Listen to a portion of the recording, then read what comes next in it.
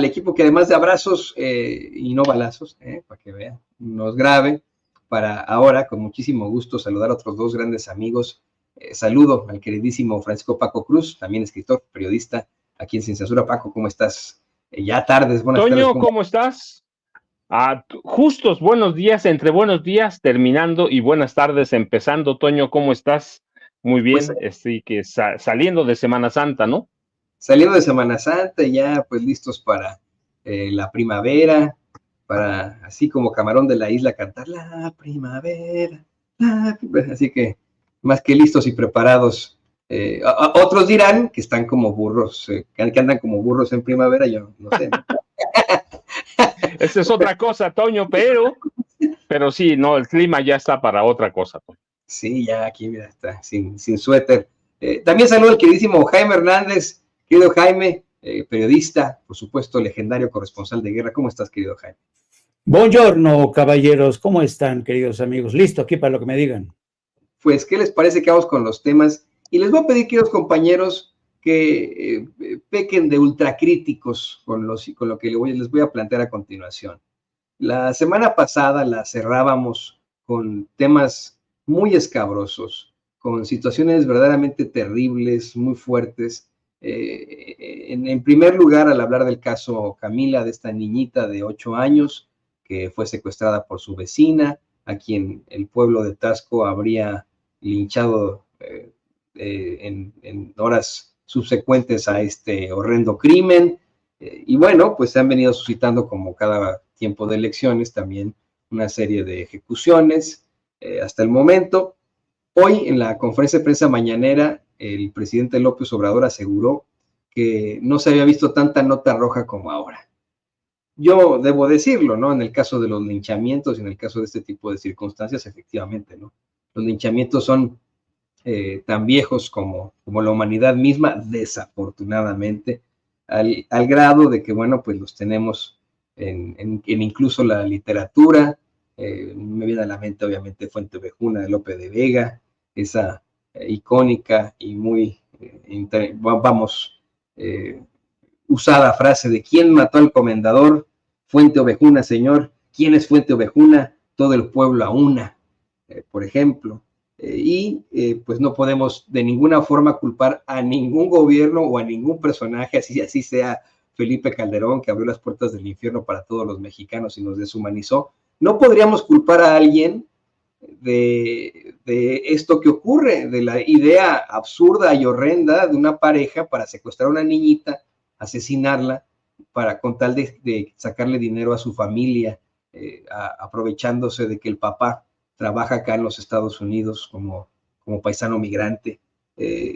Pero yo quiero preguntarles a ustedes, que por supuesto pues han tenido una larga trayectoria en el periodismo, efectivamente hay una circunstancia distinta en estos momentos. Siendo muy, muy críticos, hemos llegado a un punto insostenible en cuanto a la violencia, en cuanto a la inseguridad, o es como dice el presidente López Obrador, que se trata, bueno, pues parte de la campaña política, parte de cómo es que en su momento hasta callaron con la llamada Iniciativa México en 2011 de Felipe Calderón, en la que efectivamente todos esos chayoteros muy bien vestiditos, muy perfumaditos, fueron ahí a firmar un acuerdo con el que decidieron cerrar el hocico para siempre y de ninguna forma hablar sobre las atrocidades que se estaban cometiendo en tiempos de Calderón y de García Luna. ¿Qué opinas de esto, Paco?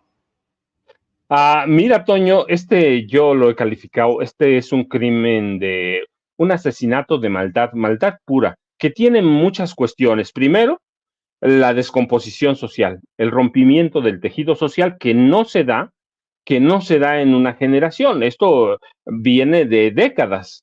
El olvido, la pobreza en que metieron a la población, y no quiere decir que la pobreza sea una condicionante de crimen. No, quiere decir que con la pobreza se rompe el tejido social, nos podemos odiar unos a otros y podemos ver cualquier situación para sacar dinero. Luego, bueno, visto el crimen, hay una serie de errores, horrores y omisiones. Primero, una vez que se da primero el secuestro o retención de la niña, el asesinato, pues eso es una maldad. Es una maldad superior atribuible a muchas cuestiones que vamos a ver ahora. Yo te decía, viene después el linchamiento de 2 personas, los supuestos asesinos de una niña. ¿Qué podemos ver en eso? Descomposición de la sociedad, desconfianza de esa sociedad en el poder judicial, y luego viene la politización del asesinato de la niña hasta llegar otra vez al linchamiento, la muerte de una supuesta criminal, y las omisiones y descuido y apatía o errores de la policía de Taxco, del Ministerio Público. Es decir, todo es un caldo de cultivo que no alcanzamos a comprender, pero lo primero que tenemos que poner en perspectiva es que la nota policíaca que hoy vemos en primeras planas, que vemos exigiendo, tiene matices políticos, porque en este país esa nota roja siempre fue un género menor del periodismo, Toño.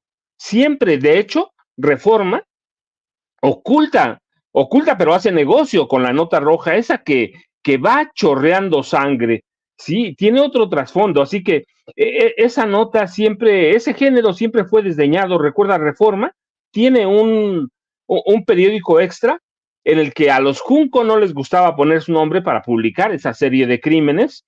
El Universal tiene el suyo. Aquí hemos tenido periódicos o publicaciones especializadas en ese tipo de crímenes que ahora desaparecieron, pero alerta que chorreaban sangre. Así que siempre fue considerado un género menor. Tenemos, por ejemplo, el periódico de La Prensa de la Ciudad de México, que es especialista en ese tipo de notas. Yo digo que es quizá el periódico de este país que más vende, fuera de los deportivos, que más vende, pero no es considerado un periódico serio. No porque no lleve buenas notas, es porque publica notas de nota roja. Hoy, al margen de la politización, que hay una politización gravísima, ¿qué incluye? El trabajo deplorable de estos medios y sus analistas que pretenden achacar el crimen de la niña a la administración del presidente López Obrador. Pero tenemos que advertir que la justicia por mano propia, que ese es el linchamiento, como lo quieran llamar, pero es linchamiento, es resultado, uno, de la descomposición social. Nadie quiso prestar antes atención. ¿Por qué? Porque el PRI y el PAN, a todos los niveles de gobierno, Toño, Jaime, controlaban a todos los periódicos, y usaban al poder legislativo para validar todo tipo de leyes por como fueran, salvajes algunas, incomprensibles otras, y luego el poder judicial se convirtió en un brazo político para legalizar cualquier clase de atrocidades, menos para hacer justicia. Así pasó en el poder judicial y pasa federal, en los poderes judiciales de los estados. Tenemos, por ejemplo, mira, solo el caso de Norma Piña, que yo digo que es una mujer siniestra, poderosa pero siniestra, quien se encaramó. ¿Cómo llegó a la Suprema Corte? Por arreglos con personajes del gobierno de Enrique Peña Nieto, Humberto Castillejos, a Cervantes y Luis Videgaray Caso. Y luego, ¿cómo se encaramó a la presidencia de la Suprema Corte? A través de arreglos sucios, bajo el agua. ¿Qué hizo de la Suprema Corte? Un refugio de sinvergüenzas, capos, narcos, bribones y tranzas, como, pues sí, siempre mencionamos a Genaro García Luna y Felipe Calderón, es cierto, pero está Benjamín Ricardo Salinas Pliego, Germán Larrea Mota Velasco, y así pasan los gobiernos de los estados. Acabamos de hablar, por ejemplo, del Poder Judicial del Estado de México, que liberó al exalcalde de Toluca, acusado de secuestro, de violencia doméstica, de violencia de género, de toda clase. Así que este Poder Judicial dio acceso a qué, o dio paso o incubó la impunidad. La incubó a través de múltiples excusas, pretextos, o abiertamente manipulando el sistema legal de tal forma que el Poder Judicial en todo el país se convirtió en ¿qué? En un negocio. Tenemos jueces, magistrados y ministros que son mercenarios de la justicia, de tal forma que ¿qué vas a hacer cuando hay un caso como estos? ¿Vas a confiar en la justicia? Pues claro que no. Así que no es justificable el linchamiento, pero es entendible tomando en cuenta toda esta corrupción del Poder Judicial en todos los niveles. En todos los niveles. Entonces, ¿qué va a hacer la gente cuando hay un caso que cobra esta relevancia? Cuando hay un secuestro en una comunidad, ya saben que si el caso llega a los juzgados, no les va a pasar nada a los culpables. Que si tienen dinero para comprar a los jueces, a los ministros, a los magistrados, en 9 o 10 años o menos van a salir de la cárcel. Ya sabes, es una justicia de refrán mexicano, ¿no? El que más tiene, más pinó le puede comer o más, más rápido va a salir. Así que, mira, hablando de frente, ¿quién no se ha enfrentado alguna vez a un caso en la justicia mexicana? Y llegas con la billetera abierta para darle 1,000, 2,000, los miles de pesos que sean al secretario de acuerdos del juzgado, que después va a bañar o mojarle la mano al juez. Así que tantas décadas de impunidad terminan en esto. Luego, mira, tenemos un ministerio público que no entendió, porque están impreparados, porque no tienen recursos, porque hay corrupción. Así, ¿quién no llega a cualquier ministerio público con lo mismo, con un billete de 1,000 o con más para darle a la gente del ministerio público? Pero mira, pero en ocasiones llegamos al Ministerio Público, ni hojas para levantar una demanda tienen, o no tienen personal calificado. Así que hay una serie de impunidad, una cadena de corrupción, una cadena de carencias. Nunca los gobiernos municipales, estatales y federales se preocuparon por lo municipal y por lo estatal. Pues llega a este grado de cansancio de la población, y luego tienes la corrupción, que en vez de meterle dinero a las agencias del Ministerio Público o a los policías, los presidentes municipales, los gobernadores y el presidente de la República se lo roban, o los presidentes de la Suprema Corte de Justicia de la Nación, o el presidente respectivo del Tribunal Superior de Justicia en cada estado. Así que es una cadena, y mira, podemos buscar cualquier palabra se nos ocurra, y empezamos otra vez, regresamos a la prensa. ¿Qué está haciendo? Estamos en elecciones, está manejando un caso político, como caso político, un caso que siempre fue de género menor. En este país hay que ir a Oaxaca, a Chiapas, hay que ir al Valle de México y vamos a ver cuántos linchamientos. Yo, mira, cuando me entrevistan o me invitan a conferencias, lo primero que digo es, a mí me preocupa más este tipo de violencia que la violencia del narco. La violencia del narco es muy sexy, porque te va a dar noticias de 8 columnas, te va a dar presencia, pero esta violencia no la queremos ver nunca, y es la que tenemos al lado, la que tenemos en casa, la que tenemos con los vecinos. Cuando yo me subo a un autobús, mira, si me ataca un narco, pues nos van a matar a todos ya, pero si me atacan delincuentes del fuero común, me van a cortar un dedo, me van a mochar una oreja, me van a torturar, le van a pedir dinero a mi familia. Así que es un proceso de descomposición que incluye la corrupción de los gobernantes. Es culpa de Evelyn, es culpa del Ministerio Público. La gobernadora acaba de llegar. Guerrero fue gobernado hasta 2021 hasta octubre de 2021 por el PRI. Así que Camila, y casos como el de Camila, no en Guerrero, al estado que vayas, ocupan el último lugar en las prioridades. Y luego vas a la policía municipal. ¿Qué tiene en la policía municipal? Nada. La mayoría de los agentes reclutados carecen de todo. No tienen armas, no tienen preparación, no tienen recursos. Así que, y luego tienes un gobierno en 2006, 2012, Felipe Calderón, que le entrega la impartición de justicia a un personaje oscuro como Genaro García Luna y corrompe todo. Bueno, termina de corromper, que ya venía corrompido. Así que, ¿qué haces?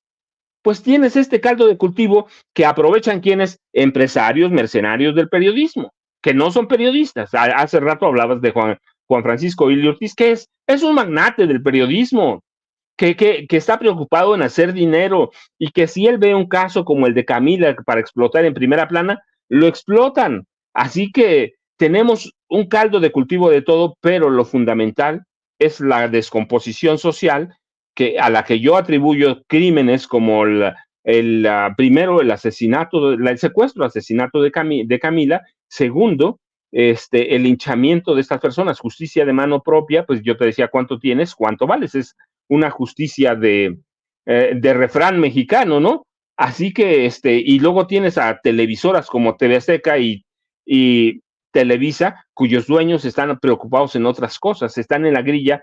Así que para mí es un crimen de descomposición social que la prensa quiere aprovechar políticamente hablando. ¿Por qué? Porque hemos tenido historias de crímenes horrendos que nunca llegan siquiera a una página interior de estos periódicos porque les da vergüenza, porque siempre el periodismo de nota roja se vio como un género menor, y te lo digo porque yo empecé mi carrera como periodista de nota roja. Las notas que escribía, Toño, cuando no iban chorreando de sangre, mis jefes de redacción me hacían que fuera chorreando de sangre.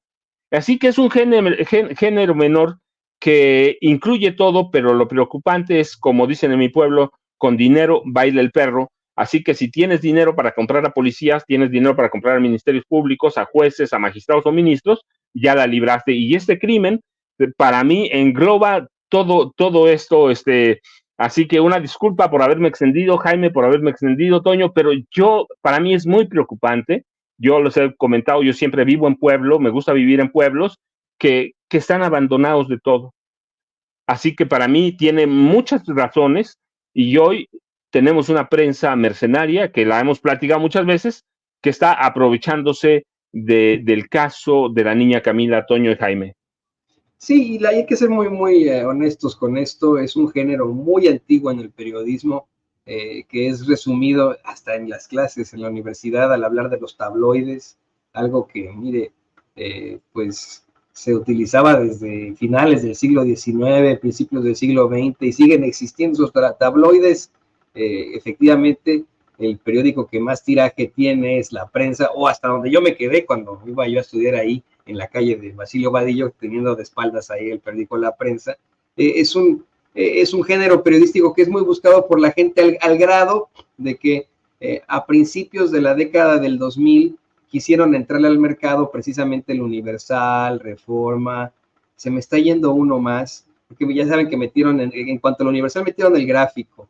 Reforma metió el Metro. Son lo mismo, son la misma porquería, los mismos páginas empapadas de sangre y de descabezados en una parte, y en la otra mujeres desnudas, ¿no? Que eso es también muy cuestionable, por supuesto, ¿no? La cosificación de la mujer. Pero es aún más cuestionable que ahora se utilice a un nivel político. Le pido al equipo que nos grabe para también escucharte a ti, Jaime. ¿Qué opinas tú de todo esto?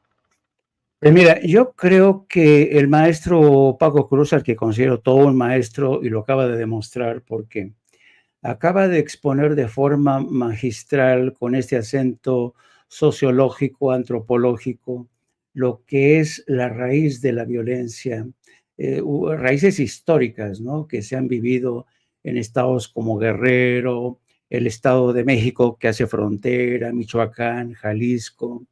Y es una historia de la violencia que tiene que ver con, como dice el maestro Paco, con la descomposición del sistema. Un sistema donde la justicia no funciona como debería, donde el poder político no cumple con su deber, donde los cuerpos policiales pues están corrompidos o impreparados. Entonces es un caldo de cultivo que siempre termina en este tipo de desgracias, de tragedias, ¿no? Es una tragedia realmente que expone las entrañas de un sistema corrupto, pero no hay desde ayer ni desde antier, sino desde hace mucho tiempo. Y el maestro Paco creo que lo explicó magistralmente. Yo me quisiera concentrar en otro ángulo.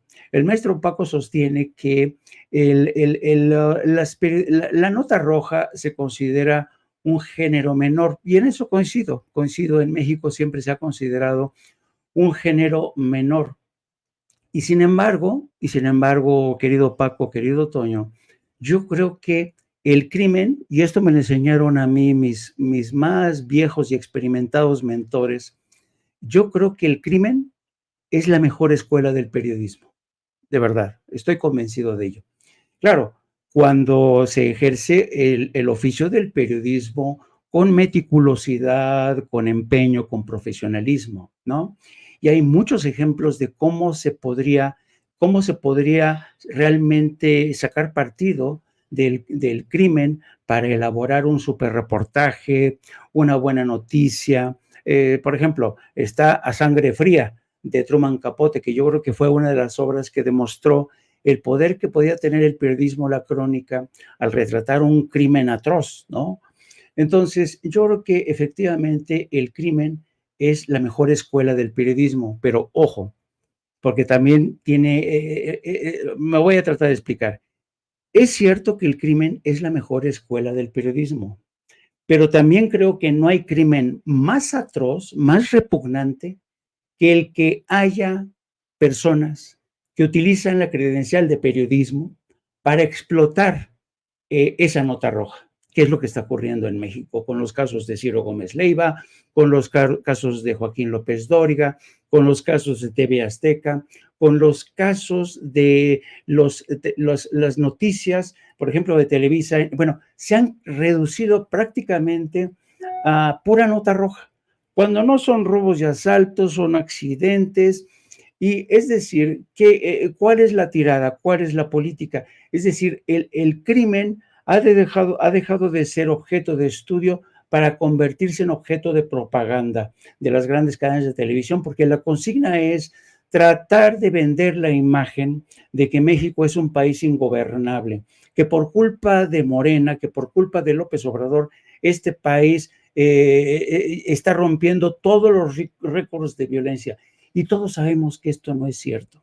A mí realmente me pareció muy interesante la lección, podría decirse así, que hizo el presidente esta mañana, de ver ahora cómo los ciudadanos se han quitado esta venda de los ojos. Los ciudadanos han comenzado a ver a los periódicos, a los medios de comunicación convencionales y masivos con otros ojos.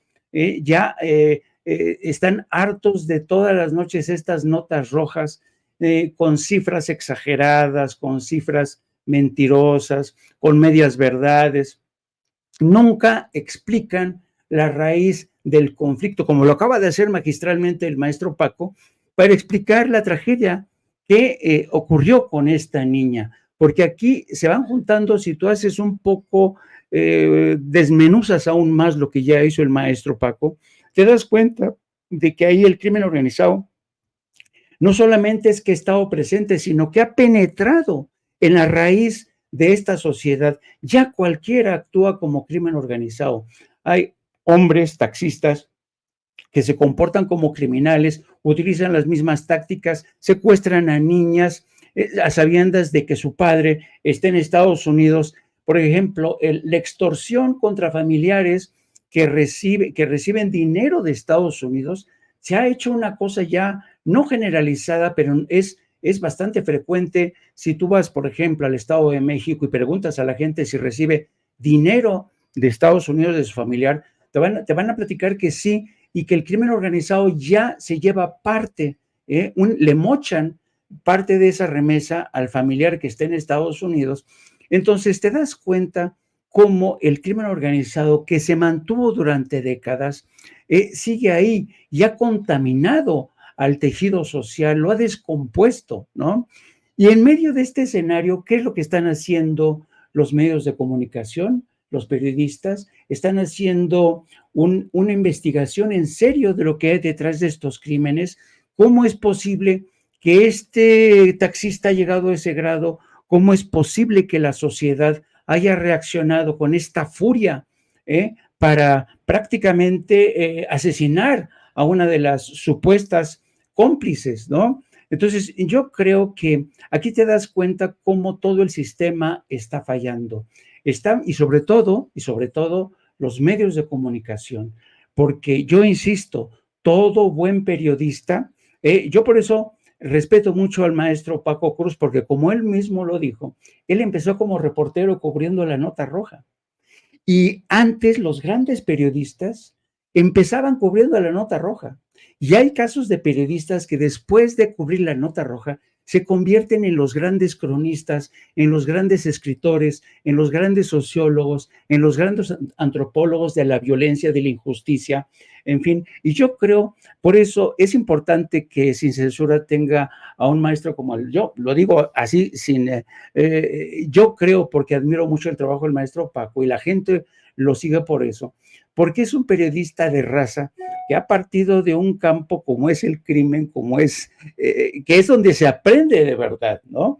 Así es que yo creo que ahí tienes dos conclusiones. La primera, la que ya ofreció el maestro Paco, en el sentido de que el sistema está descompuesto, no, pero es una descomposición que viene de décadas atrás. Y la reflexión que yo te doy, en el sentido de que también esta descomposición se ve en los medios de comunicación que se suman a una campaña multimillonaria de propaganda para todas las noches asustarnos, meternos miedo en el cuerpo, que es un poco el relato que nos vende Xóchitl Gálvez y el Movimiento Ciudadano. Dicen, ya basta de tener tanto miedo. Pues sí, todas las noches nos hacen bu a través de los noticiarios de TV Azteca, de Reforma, de TV, pero los ciudadanos saben bien que estamos en época electoral.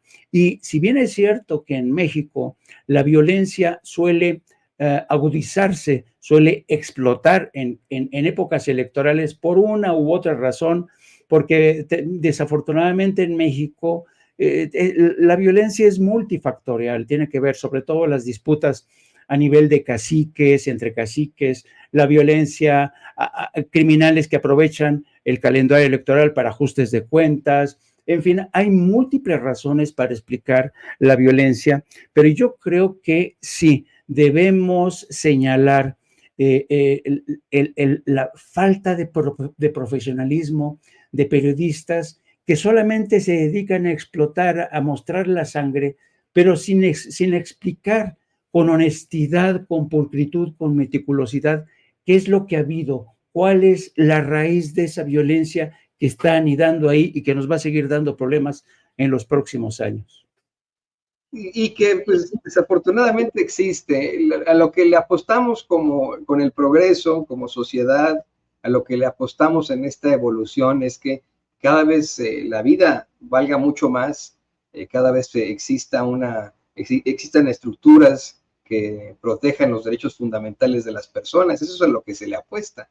Desafortunadamente, como bien mencionas, Jaime, como bien mencionó el queridísimo Paco Cruz, quien concuerdo, ambos, ustedes dos son grandes periodistas. Siempre ha existido y el género es más que claro. Estaba pensando, por supuesto, en lo que fue el Alarma en su momento, pero pues tantas publicaciones que así se mantuvieron con toda la popularidad. Y mencionabas algo, querido Jaime, importante. Le voy a pedir al equipo que nos grabe. No, muchas cosas importantes, obviamente, pero de lo que más me llama la atención es cómo es que en la campaña de Xóchitl Gálvez se está manejando ahora esta cantaleta de que supuestamente hay que apostarle a enfrentarse al miedo, que de alguna otra forma es pues la copia a lo que en su momento hizo FDR, Franklin Delano Roosevelt, de el único que debemos tenerle miedo es el miedo mismo, tratando tal vez, ¿no?, de convencer a la gente, cuando son ellos los que están provocando el miedo entre todos los mexicanos, con todo lo que plantean, con lo que hacen sus chayoteros en sus noticiarios por la noche, mañana y tarde. Y hoy, bueno, pues vemos una serie de contradicciones.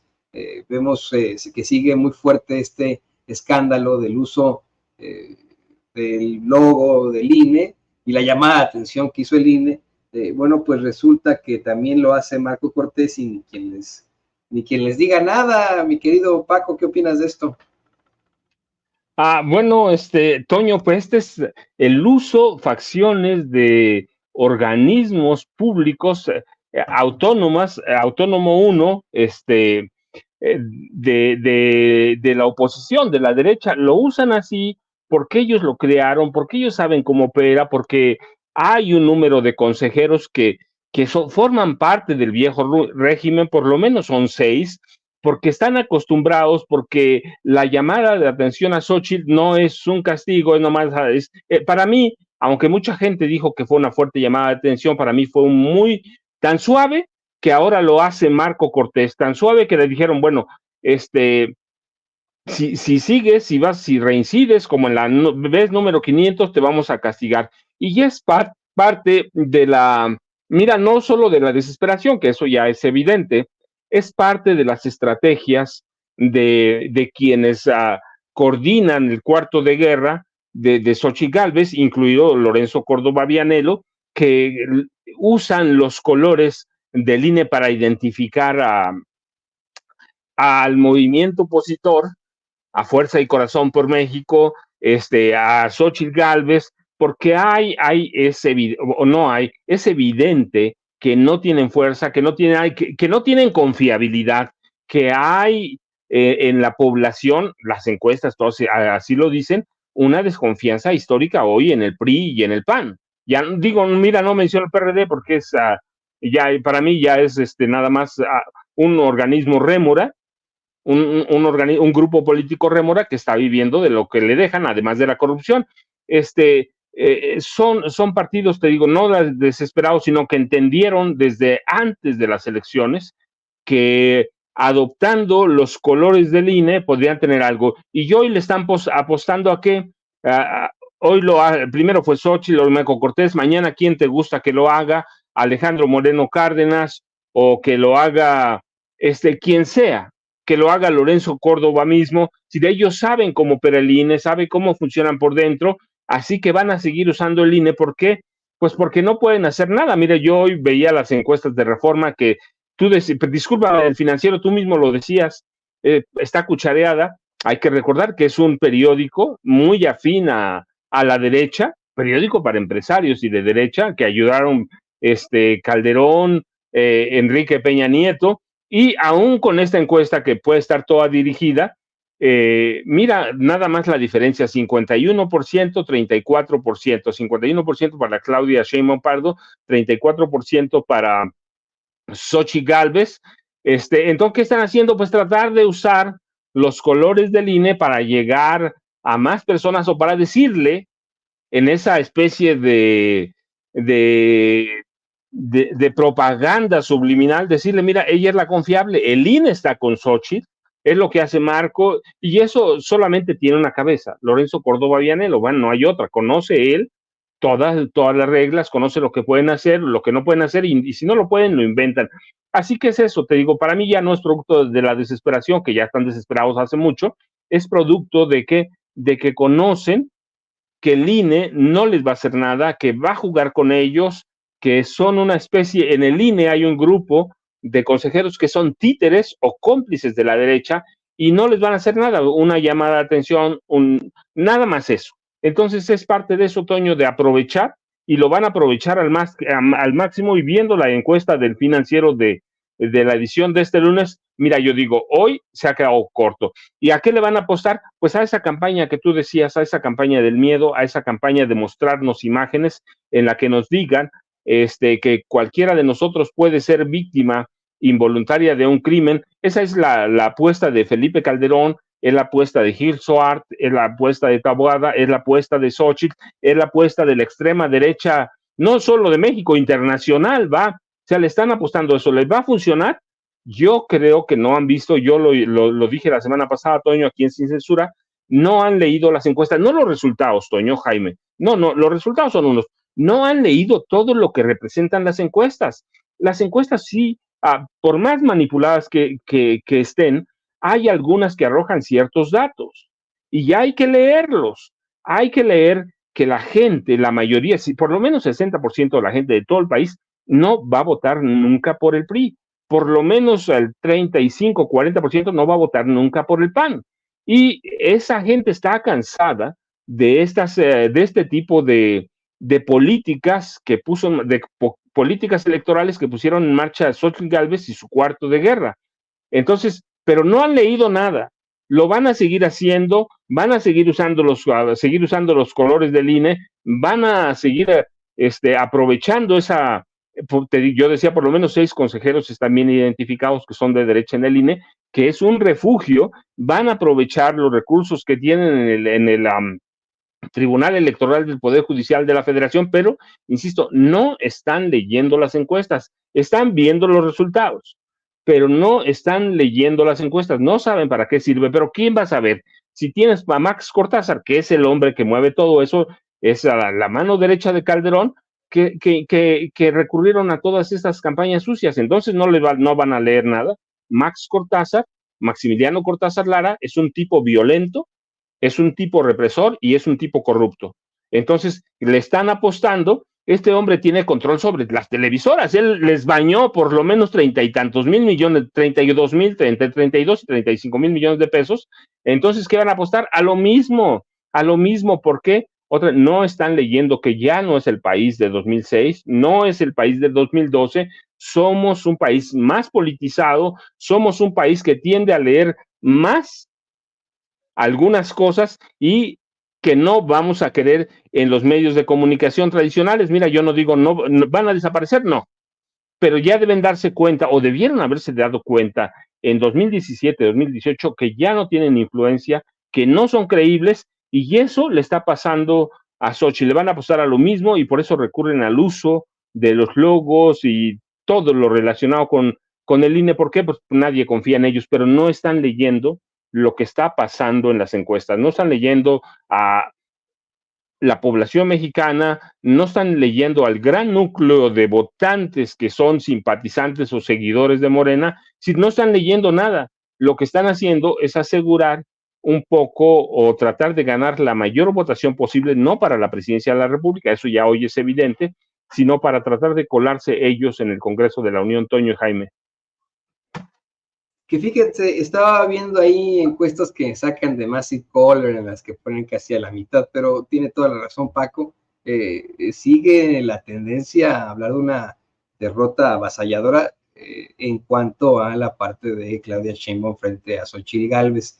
En cuanto al Congreso hay pues varias vertientes que tendremos que analizar, pero le pido al equipo que nos grabe para también preguntar tu opinión, querido Jaime, ante esta pues andanada de desobediencias por parte de la campaña de Xochitl Gálvez. Más que eso, ante las injusticias que ocurren, mientras ellos incurren en una serie de circunstancias muy cuestionables que verdaderamente son como para sanciones fuertes, ahora salen con que el doctor Santiago Nieto no puede justificar su residencia en Querétaro, un hombre que pues fue registrado de bebito en San Juan del Río, que creció ahí, que fue al kinder, primaria, secundaria, prepa ahí, mientras que, bueno, con los panistas incurren en situaciones terribles como lo del uso del logo, como no les pasa nada, como no le pasó nada a Xochitl, pues ahora lo hace alguien como Marco Cortés. ¿Tú qué opinas? Mira, y yo creo que hay veces que más que adentrarnos en interpretaciones demasiado elaboradas para entender el uso que están haciendo del INE, yo creo que esto tiene mucho que ver con con nuestra cultura democrática. Desde siempre, en México ha existido el convencimiento de que todo árbitro puede comprarse, todo árbitro, ya sea de fútbol, ya sea de básquetbol, todo árbitro puede comprarse. ¿Por qué? Porque, como decía Enrique Peña Nieto, ¿no? No es que la corrupción está, la tenemos, la llevamos, es parte de nuestra cultura, ¿no? Y claro, viejo proverbio, pues es falso, ¿no? Completamente, como lo ha demostrado el presidente de México.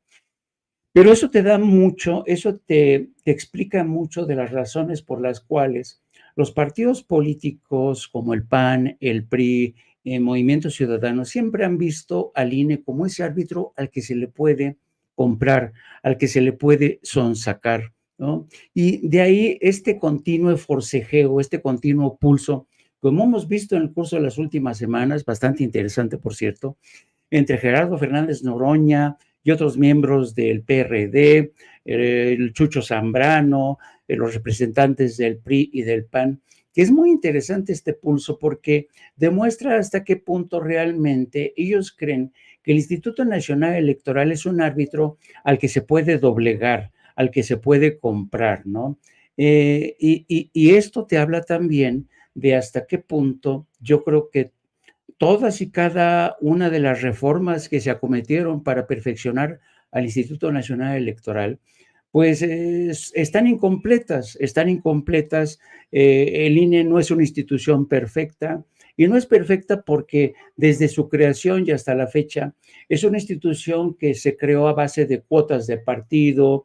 Entonces la cultura de la partidización es inevitable, como hemos estado viendo.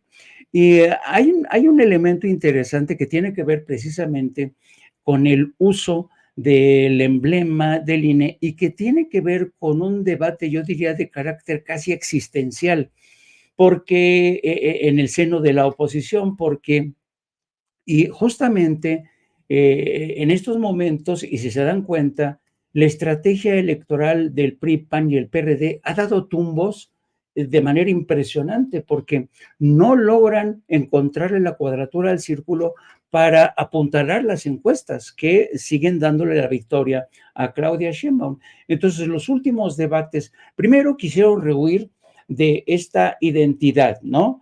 Con el PRI, con el PAN, con el PRD. ¿Cuántas veces vimos a Xóchitl Gálvez diciendo que ella no se aliaría con Alito, pero luego dice que sí se aliaría? Es una crisis existencial cabrona, ¿no? Cabrona. Entonces, para que veas lo difícil, en medio de una crisis existencial, esta candidata dice, bueno, entonces, ¿qué coño soy? ¿Soy PRI, PAN, PRD? ¿Qué soy? Entonces, claro, en medio en esta carrera contra el tiempo de ir ajustando, lo único que se les ocurre, por obra del señor Claudíquez González, es que no, acuérdate, tú eres una candidata ciudadana, y por eso yo creo que han elegido estos colores que los distancian del viejo PRI, de la izquierda del PRD, del PAN de alguna manera, pero con el PAN incrustado ahí. Entonces, pero al mismo tiempo, caciques como Marquito Cortés y Alito siguen metiendo su cuchara para presentarse como cabeza de lista. Es un totum revolutum de estos tres partidos que no terminan de ponerse de acuerdo, y a pesar de este empeño en presentar a Xóchitl Gálvez como la candidata ciudadana, no cabe duda que es una candidata que representa lo peor de las corruptelas, lo peor de las componendas entre el PRI, el PAN, el PRD, desde que Carlos Salinas de Gortari inauguró la cultura de las concertaciones. Entonces, yo creo que a pesar de estos intentos por esclarecer la imagen de Xóchitl Gálvez como una candidata ciudadana, no lo van a conseguir. ¿Por qué? Porque los ciudadanos no son tontos. Los ciudadanos saben que una candidata ciudadana no nace de un día a otro.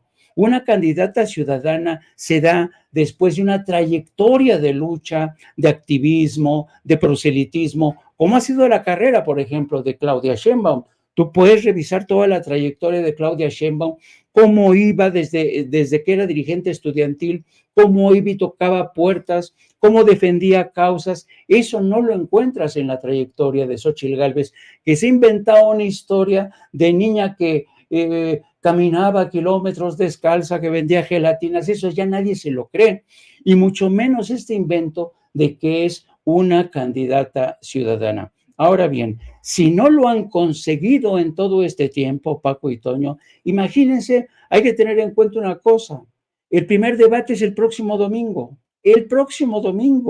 Es decir, tienen el tiempo en contra. Yo creo que a pesar de que Xóchitl Gálvez ha dicho que ella va a terminar, va a destrozar a Claudia Sheinbaum, que va a demostrar que ella es más chingona, pues no lo va a poder hacer, ¿me entiendes? Porque como lo que no da Dios, no lo da Salamanca, no lo da Yale, no lo da Harvard, no lo da nadie, no lo da la UNAM. Entonces yo creo que es una candidata mal elegida. La campaña ha sido desastrosa por donde se le mira, porque eso de poner un Frankenstein político a partir de partes de aquí, del PRI, del PAN, del PRD, y luego decirte que es un candidato ciudadano, no está teniendo tracción esta idea del candidato ciudadano. Así es que yo creo que el próximo domingo va a ser la primera gran demostración de quién es realmente Xóchitl Gálvez. Por cierto, en un debate en el que, a pesar de las protestas de Morena, va a seguir estando como moderador Manuel San Martín, que una y otra vez ha demostrado que está en contra de Morena por activa y por pasiva. Y son 3 debates que nos van a costar, ojo, 19 millones de pesos. 19 millones de pesos. Así es que yo, francamente, creo que ya Xóchitl Gálvez está realmente contra la pared. Yo veo muy complicado que logre remontar, por más encuestas cuchareadas que publiquen aquí y acullá, yo creo que la suerte está echada y lo último que van a tratar de hacer es insistir en este tema de que Xóchitl es una candidata ciudadana. Yo creo que no van a convencer a nadie. No, ni a su propia base política, que ese es lo más claro. No los convencen, pero por ese odio dogmático que tienen contra todo lo que representa López Obrador, bueno, pues todavía tienen ahí a un sector de la población, pero sería muy interesante ver que pierde Xóchitl Gálvez y pierde la derecha conservadora por muchos millones, y bueno, pues así, ahí se quedan ahí en la verdadera calle de la amargura. Y queridos compañeros, yo les quiero agradecer que se hayan conectado con nosotros, que como siempre nos den estos análisis tan profundos, tan enriquecedores para Sin Censura. Estábamos contigo, Jaime, por favor, compártenos tus redes sociales para que la gente se ponga en contacto contigo. Cómo no, como siempre, querido Antonio, querido Paco, es un placer compartir mesa con ustedes dos. Ya saben, a mí me pueden encontrar todos los días de lunes a viernes en No Apto para Cínicos. Estamos ya preparando el programa a partir de las 14 horas. También les pido que nos sigan a través de nuestras redes sociales, @Jaime Journo, y a partir de las 14 horas en No Apto para Cínicos con la periodista Lourdes Salas y su servidor Jaime Hernández. Un abrazo inmenso para las dos, queridos hermanitos. Igualmente, querido hermano, ahí tiene usted el queridísimo Jaime Hernández, periodista y por supuesto corresponsal de guerra. Paco, también por favor comparte nuestras redes sociales para que la gente se pueda encontrar. Toño, pues yo primero les dejo un abrazote a los dos. La verdad saben que mi estima por los dos es amplísima y es recíproca. Segundo, Jaime nos queda ver porque no nos ha dicho que va a tratar en No Apto para Cínicos. Y yo, ya saben, Jaime, les agradezco mucho. Nos vemos mañana, @Paco Cruz Jiménez en X, antes Twitter, y en Facebook, @Paco Cruz Jiménez, Francisco Cruz Jiménez en Facebook. Así que nos debes eso, Jaime, de entradita para saborearnos algo siquiera. Jaime. Pues vamos a hablar de esta decisión también de que Donald Trump ya le respondió al presidente de México, ha dicho que ni 10 centavos va a dar, porque ya saben que el presidente de México ha solicitado $20 mil millones, que ya sabemos que no se los dio ni Trump ni Biden, pero hoy insistió Trump que ni más, que no, ni 10 centavos. Y vamos a hablar de este tema, de cómo la derecha conservadora intenta recuperar el tiempo perdido a través de estas campañas de propaganda que yo francamente creo que ya no surten el efecto deseado entre millones de mexicanos. Esos van a ser los dos temas centrales de No Apto para Cínicos. Pues estaremos pendientes de No Apto para Cínicos con mucho gusto, claro está. Y sí, efectivamente, yo lo que le respondo a Trump es lo que dice el presidente López Obrador, dice eso en campaña, ya veremos después. Queridos compañeros, muchas gracias. Ahí tiene usted también al queridísimo. Un abrazo a los dos. Periodista Paco Cruz, Francisco Paco Cruz. Y bueno, vámonos con más.